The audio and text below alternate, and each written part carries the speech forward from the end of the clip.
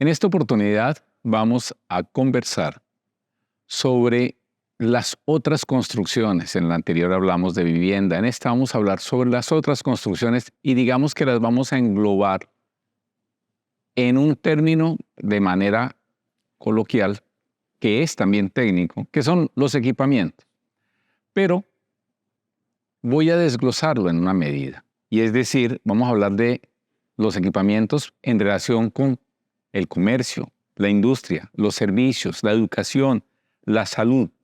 Y sobre todo pensar en ellos como espacios que deben ser también espacios saludables. Vamos a tocar básicamente 5 puntos sobre ellos. Comenzaremos con el que siempre ha sido un elemento fundamental, el manejo de la energía. La energía es fundamental para todos los procesos que se desarrollan. Y cuando hablamos de energía, hablamos un poco de energía eléctrica, básicamente, que es la que mueve toda la complejidad de nuestra electrónica y la electricidad que se maneja.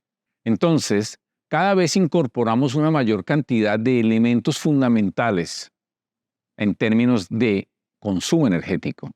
Es decir, ¿qué son elementos fundamentales? Mantenemos pantallas, mantenemos información, mantenemos música ambiental, mantenemos iluminación permanente y constante.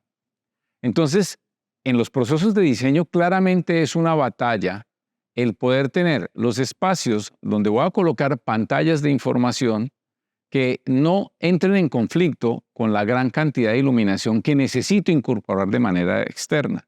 Y eso es un elemento fundamental que se debe identificar desde el principio del diseño para que después no sea necesario generar complementos y suplementos a ese proceso del diseño. Complementos en términos que nos toque reformar el espacio y suplementos en términos de que nos toque colocar cortinas, blockouts, porque sencillamente desde su concepción no se alcanzó a comprender la dinámica del espacio.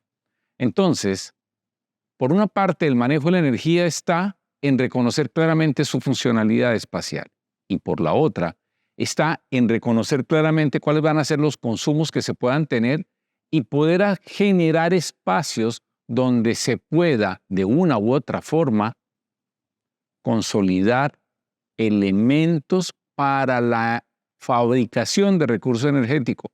Hoy, las tecnologías de energía solar y de energía eólica cada vez más se incorporan en las edificaciones. Y si se reconoce que hay unas dinámicas de aire y si se reconoce que hay unas dinámicas de luz, ¿por qué no aprovecharlas dentro del diseño? Pero ahí es fundamental que no olvidemos la palabra que acabé de decir, del diseño.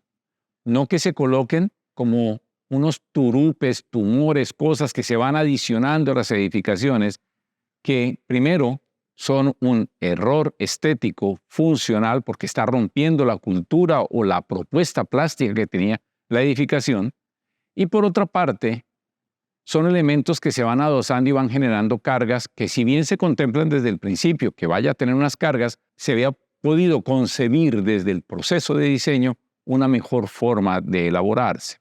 Entonces, los elementos como la energía fotovoltaica o de energía eólica se pueden incorporar en los diseños y pueden tener propuestas estéticas reconociendo claramente las condiciones del territorio. No en todo el país se puede colocar energía fotovoltaica que sea eficiente, ni en todo el país se puede colocar energía eólica que pueda ser eficiente. Pero pequeñas turbinas, pequeños paneles solares que puedan coadyuvar en alguna medida con pequeños recursos energéticos que estén dentro del edificio, se pueden utilizar. Y ahí es donde viene lo válido. Es necesario estudiar dónde colocarlos, cómo aplicarlos. Se necesitan incorporar esas tecnologías en todos los equipamientos. El segundo elemento sobre el que quiero hacer un poco de énfasis es el manejo del ruido. Estamos siendo bombardeados sistemáticamente por un ruido ambiental en los centros urbanos que no reconocemos. Y no lo reconocemos porque sencillamente se vuelve algo cotidiano, algo con lo que vivimos.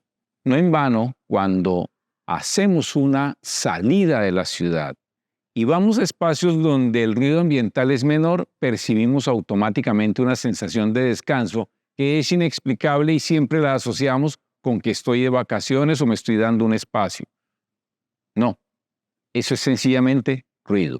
Los altos valores de ruido urbano son un problema. Y dentro de las edificaciones, los altos valores del ruido son un problema fundamental. Un problema fundamental que termina siendo que las personas cuando hablen tengan que gritar, sencillamente porque no utilizamos materiales adecuados en los espacios. Entonces, si utilizamos materiales pétreos o metales para lugares donde va a confluir muchísima gente, lo que vamos a tener es un efecto de reverberación insoportable. Por eso muchas veces estamos en unas cafeterías y no toleramos el espacio, porque el piso, las paredes y el techo solo hacen reflexión del ruido. Eso es un problema serio. Y eso fue un problema de diseño.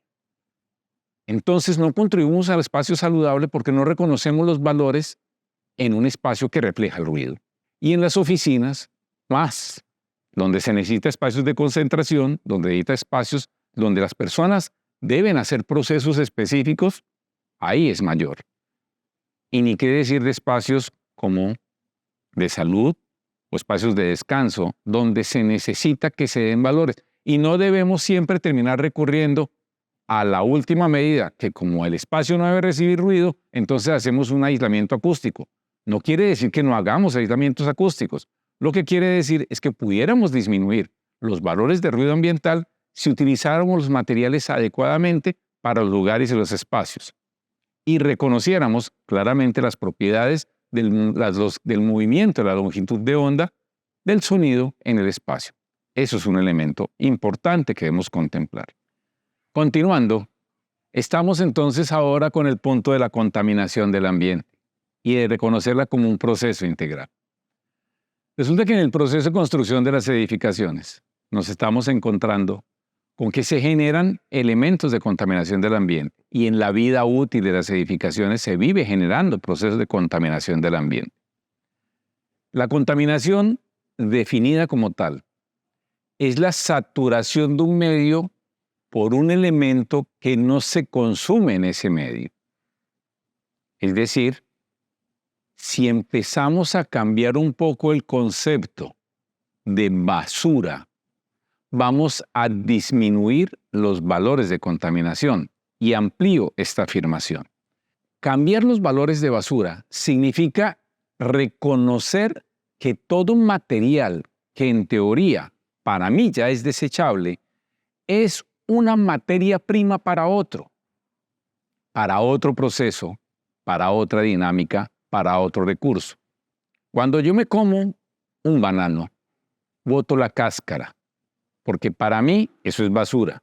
Y si en mi casa genero un rincón donde boto todas las bananas, las cáscaras de las bananas, lo que voy a tener en ese rincón es un foco de contaminación, porque voy a saturar ese medio con las cáscaras del banano. Exactamente esa es la reflexión. Si yo empiezo a mirar que esas cáscaras de banano son realmente un elemento biodegradable que puede contribuir a otro proceso en otro lugar, pues genero un espacio para transportarlo, para entregarlo o lo llevo a ese lugar.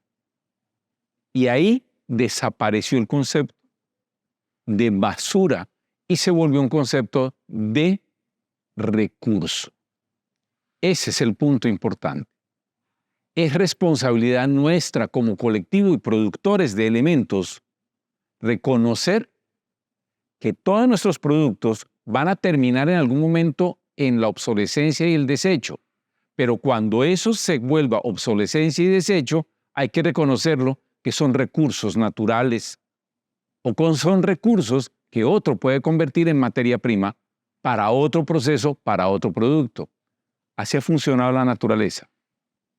La naturaleza tiene productores, biodegradadores y elementos que de alguna manera en su ciclo de vida utilizan lo que el otro desecha para un producto nuevo y para vivir finalmente. Entonces ese sería el llamado en este punto. De esa misma forma pasamos al siguiente, que se llama el ciclo de vida de los equipamientos. Es claro que toda edificación tiene un nivel de uso, un tiempo de uso y una forma de ser usada para algo. Reconocemos claramente que un centro se mueve y un centro de negocio se mueve de un lado para otro, dejando edificaciones olvidadas que hoy valoramos en algunos entornos como elementos del patrimonio urbano construido. Ese punto de reconocer que hay un ciclo de vida de todo el producto sobre el que vivimos es fundamental. Reconocer que los equipamientos tienen y cumplen un ciclo de vida es valiosísimo. Y ahí es donde vienen dos compromisos importantes. Ojalá todo lo que construyéramos sea un objeto de patrimonio cultural a futuro. No construyéramos tantas cosas por construirlas, por generar un producto vano o por generar un producto de consumo masivo, que era el tema que en algún momento hablamos sobre la vivienda.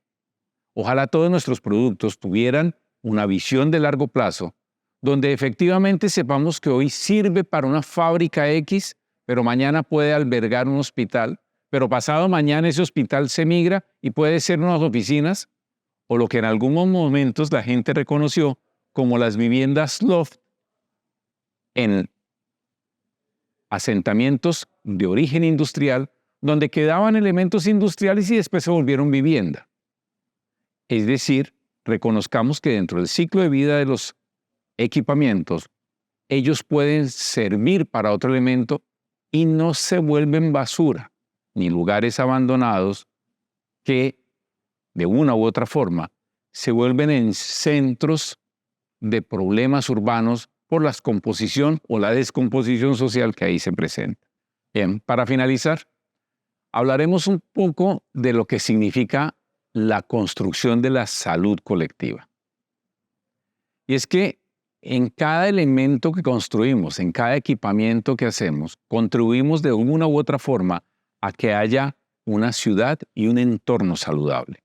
Un entorno saludable significa muchísimas cosas, que los equipamientos contribuyan a no aumentar el ruido, que permitan la circulación del aire, que haya la posibilidad de que las especies naturales lleguen, que haya vegetación, que hayan árboles, porque eso disminuye los problemas de ansiedad de las personas. El ver naturaleza disminuye los niveles de estrés. Entonces, como salud es fundamental que pensemos en construir que así sean espacios de uso privado, es decir, espacios privados, contribuyan con su manera estética, formal, espacial, y en las sesiones que generan, que sean valiosas esas sesiones por contribución en términos de calidad de la naturaleza y el ambiente. Eso ahí debemos reconocerlo de manera estructural. Y también hablar de la salud colectiva significa entender la movilidad y el desplazamiento. En la movilidad y el desplazamiento no es malo tener mucho tiempo que moverse, ni es malo tener muchos sitios que recorrer. Lo que es malo en el tiempo y en el espacio es que no haya un uso que permita el disfrute del espacio. Ese sí es un punto importante. Es comprensible que una persona que tenga que desplazar 2 horas de ida de su vivienda al trabajo y 2 horas de regreso, está dedicando 4 horas de su vida a estar montado en un transporte. Si pudiéramos lograr 2 cosas fundamentales: disminuir los niveles de desplazamiento sin llegar a la obsesión de que sea instantáneo, como en algún momento lo tuvimos que vivir por la virtualidad, donde realmente perdimos el espacio público de movernos y de disfrutar el espacio abierto. Pero tampoco que se convierta en un espacio tan amplio que parte de su vida se pierda transportándose, sino que sea equilibrado, y equilibrado para cada persona. Es decir, cada uno de nosotros tiene derecho a vivir el espacio de la ciudad, pero que tenga espacio por donde vivirlo, y cada uno se alcance a acomodar en unos valores, sin, vuelvo y digo, sin volverlo en un elemento rígido, dando el canon de un tiempo específico de desplazamiento. Entonces, no, lo ideal son 5, 10, 15, 20, 25. Cada uno encontrará su ideal nivel de tiempo y desplazamiento, porque un buen nivel de desplazamiento y un adecuado lugar para desplazarse deja de ser una tortura para convertirse en un paseo. Y qué rico poder pasear la ciudad. Y poder pasear es dar salud colectiva. Ese es el punto con el que quería terminar. la salud colectiva debe ser nuestro valor fundamental, porque si no construimos salud colectiva, viviremos en unas condiciones que realmente cada vez se nos vuelven más hostiles y agresivas para la vida. Muchísimas gracias y hasta una nueva oportunidad.